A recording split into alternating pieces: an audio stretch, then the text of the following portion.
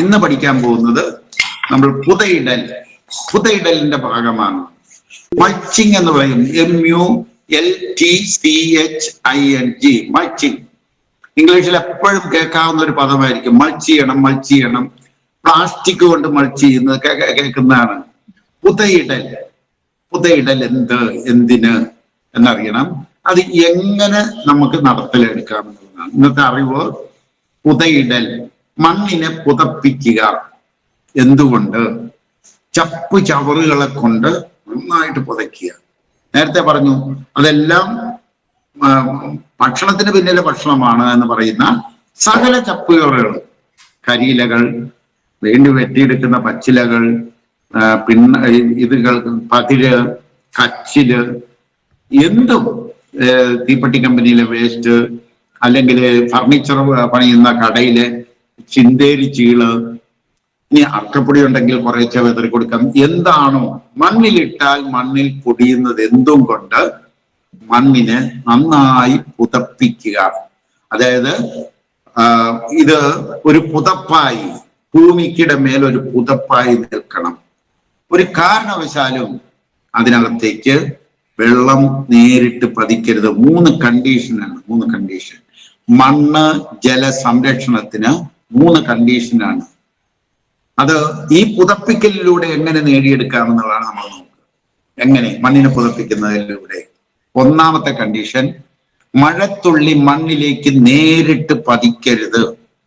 ഒന്നാമത്തെ കണ്ടീഷനാണ്. അതായത് മണ്ണ് ജല സംരക്ഷണത്തിന്റെ 3 തത്വങ്ങളാണ്.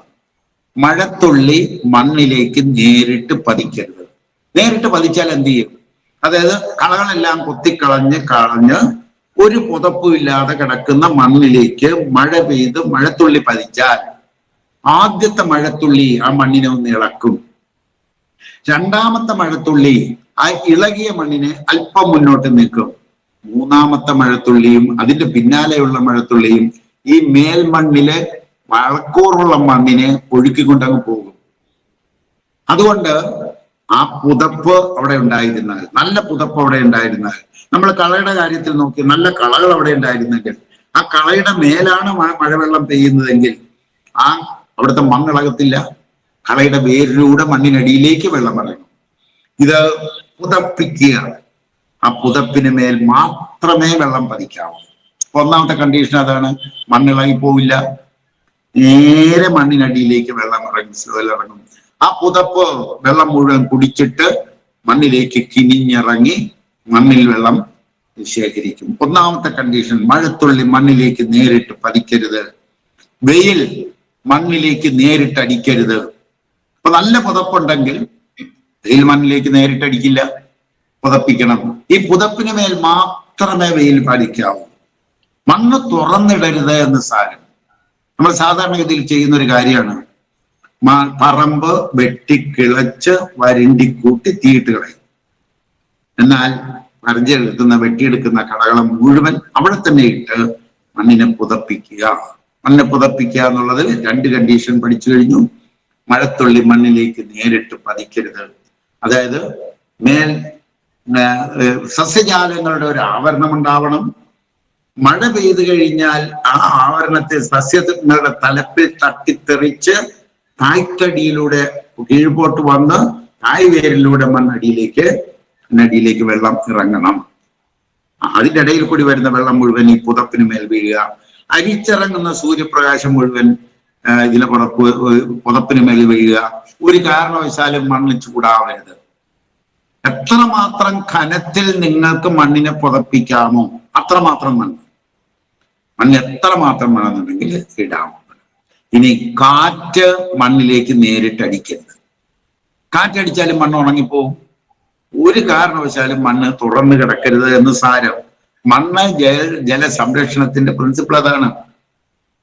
മഴത്തുള്ളി മണ്ണിലേക്ക് നേരിട്ടടിക്കരുത്, വെയിൽ മണ്ണിലേക്ക് നേരിട്ടടിക്കരുത്, കാറ്റ് മണ്ണിലേക്ക് നേരിട്ടടിക്കരുത്, തുറന്നു കിടക്കരുത് എന്ന് സാരം.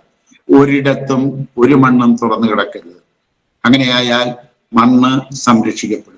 ഏറ്റവും നല്ല മണ്ണ് കണ്ടിട്ടുള്ളത് പുൽമേടുകളുടെ അടിയിലാണ്. പുൽമേടുകളിൽ ഒരിക്കലും അവിടെ വെയിൽ ഏക്കില്ല, കാറ്റേക്കില്ല, സൂര്യപ്രകാശം മണ്ണിലേക്ക് വീഴില്ല, മഴത്തുള്ളി ഇതിനെ വീഴില്ല. അതുകൊണ്ട് ഈ 3 കണ്ടീഷൻസ് വയ്ക്കുക. അപ്പൊ ഇതൊരു മൾച്ചിങ് ആണ്. ഇത് കൂടാതെ ഒരു മൾച്ചിങ് കൂടിയുണ്ട്, ലിവിങ് മൾച്ച് എന്ന് പറയും. ലിവിങ് മൾച്ച് അതായത് ഈ ചപ്പുചവറുകൾ കൊണ്ടുള്ള പുതപ്പിന് മേൽ വീഴുന്ന സൂര്യപ്രകാശം ശേഖരിക്കപ്പെടുന്നില്ല.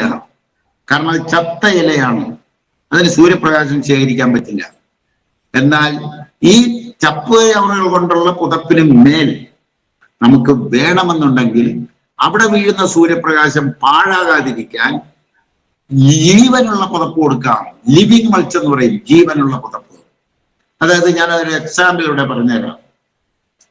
ഇപ്പോ ഒരു തെങ്ങിന്റെ തടം നമ്മൾ ചപ്പിയവറുകൾ കൊണ്ട് നന്നായി പുതയിട്ടിരിക്കുകയാണ്. ആ തടത്തിലേക്ക് സൂര്യപ്രകാശം വീഴുന്നുണ്ട്. ഈ പുതപ്പിന് മേലാണ് വീഴുന്നത്, ശേഖരിക്കപ്പെടുന്നില്ല.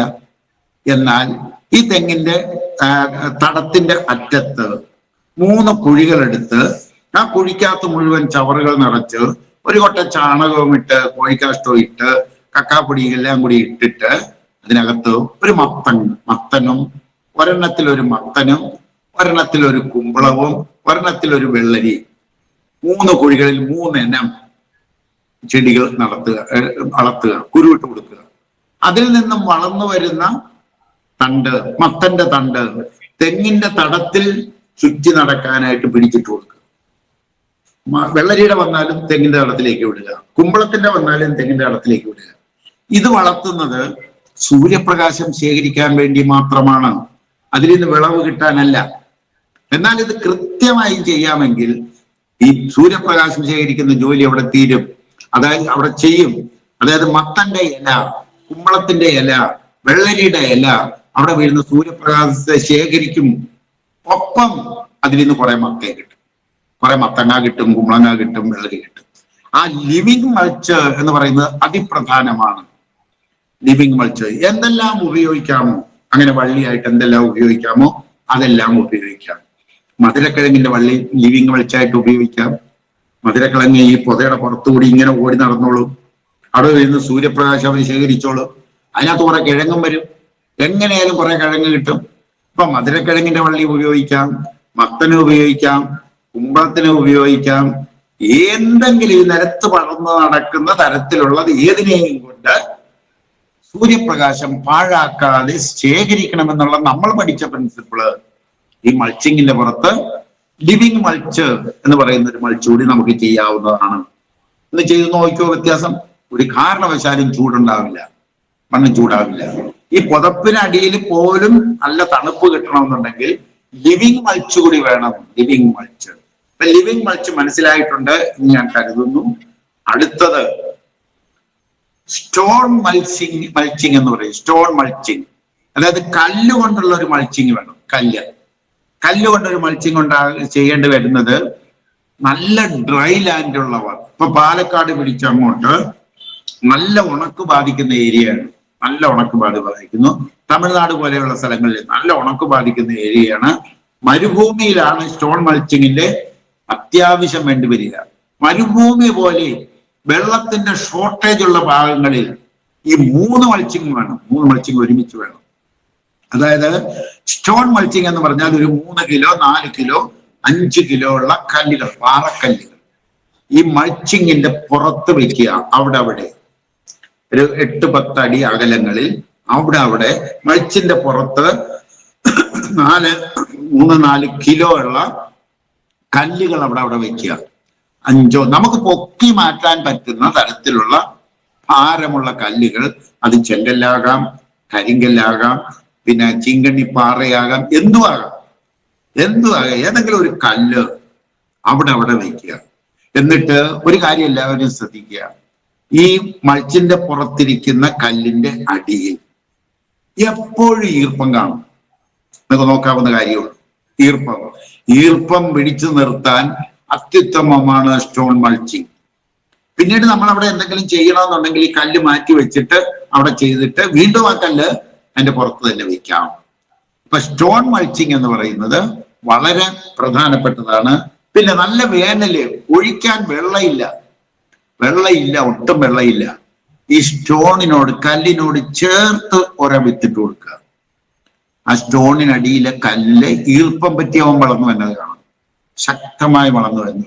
എന്ന് മാത്രമല്ല, ഈ വെയിൽ കൊണ്ട് ഈ കല്ലിന്റെ ചെറിയ പൊടികൾ പൊടിഞ്ഞ് ആ മണ്ണിലേക്ക്, കല്ലിരിക്കുന്ന ഭാഗത്തേക്ക് വീഴും. അത് എല്ലാ സൂക്ഷ്മ മൂലകങ്ങളും മണ്ണിന് കൊടുക്കുന്നതാണ്. അപ്പൊ പല ഉപയോഗങ്ങളാണ് അതിന് വരിക. അപ്പൊ 3 തരത്തിലുള്ള മൾച്ചിങ്, ഇത് അതിപ്രധാനമാണ്.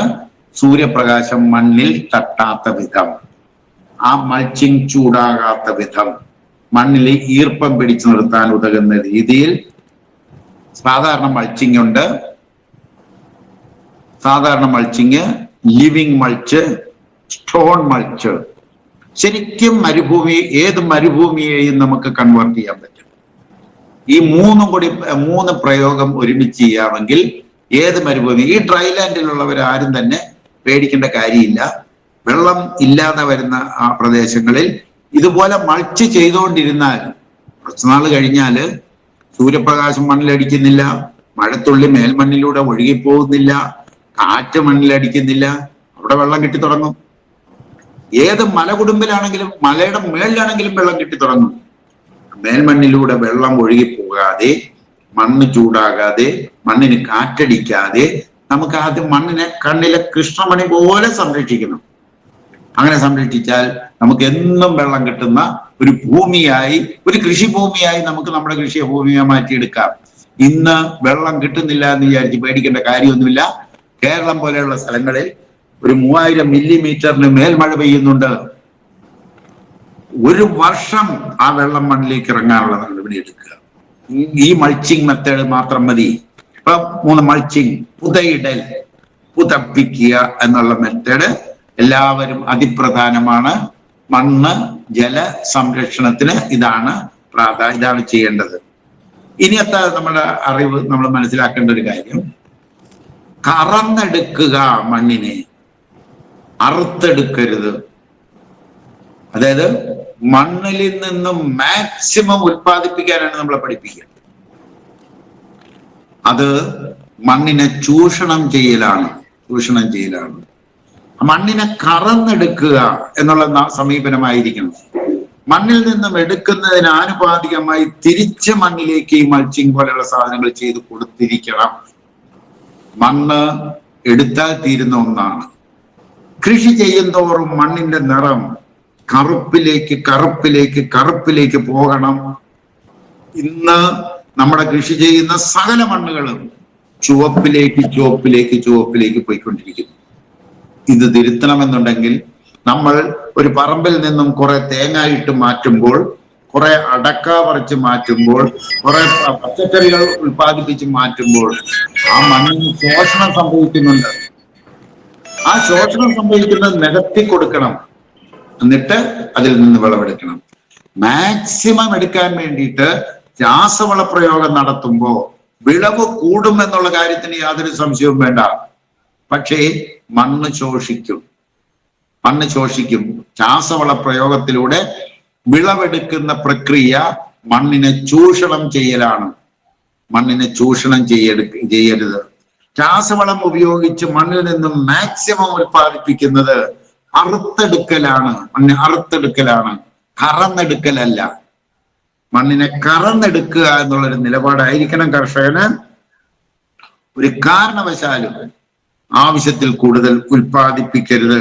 മണ്ണിനെ ചൂഷണം ചെയ്യരുത്. ഒരു കണ്ടീഷനിൽ ചൂഷണം ചെയ്യരുത്.